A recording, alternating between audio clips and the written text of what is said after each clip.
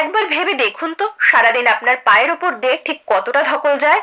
আপনি নিজেকে ফিট রাখার জন্য হয়তো রোজ জগিং করছেন কিংবা হাঁটাহাঁটি, সবেতেই সব থেকে বেশি পরিশ্রম কিন্তু আমাদের পাই করে। কিন্তু দিন শেষে স্কিন কেয়ার বলতে আমরা শুধু আমাদের মুখের ত্বকেরই যত্ন নিই, পায়ের দিকে বিশেষ তাকাই না। কিন্তু শীতকাল আসলে পা যখন হালকা ফাটতে শুরু করে তখনই টনক নড়ে। তাই শুধু শীতে নয়, 12 মাসই আমাদের পায়ের যত্ন নিতে হবে।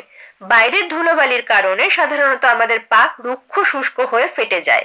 তাই বাইরে বেরোলে সবসময় সম্ভব হলে পা ঢাকা জুতো পরতে হবে। রোজ রাতে ঘুমানোর আগে পায়ের যত্ন নিতে পারলে খুবই ভালো। আর সেটা যদি সম্ভব না হয় তাহলে সপ্তাহে অন্তত একদিন তা করতেই পারেন। এর জন্য আপনাকে কুসুম গরম জলে 1 টেবিল চামচ নুন, অ্যাপেল সাইডার ভিনিগার আর শ্যাম্পু মিশিয়ে আপনার পা দুটিকে 15 থেকে 20 মিনিট ডুবিয়ে রাখুন। এরপর আলতোভাবে পা দুটি মুছে তাতে ময়শ্চারাইজার মাখুন।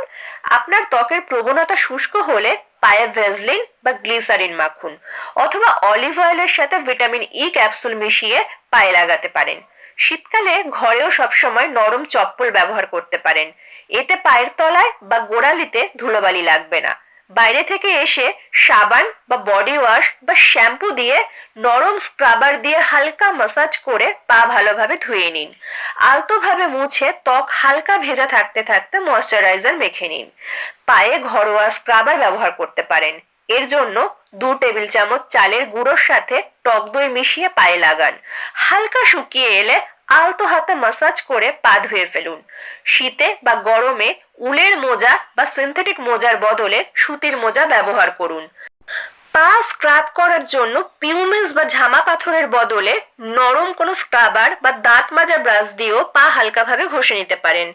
সম্ভব হলে বিউটি পার্লার থেকে মাসে একবার পেডিকিওর করাতে পারেন। এছাড়া ফাটা গোড়ালির সমস্যা থাকলে গোড়ালির ফাটা জায়গাতে নারকেল তেল বা মধু বা পাকা কলা লাগাতে পারেন। নারকেল তেল বা মধু লাগিয়ে সারা রাত রেখে দিন, কিন্তু পাকা কলা লাগানোর পর 10 মিনিট পরে পা ধুয়ে নেবেন। একটা কথা কিন্তু আমাদের অবশ্যই মনে রাখতে হবে, রাতে ঘুমানোর আগে পায়ের মোজা অবশ্যই করে খুলে রাখুন।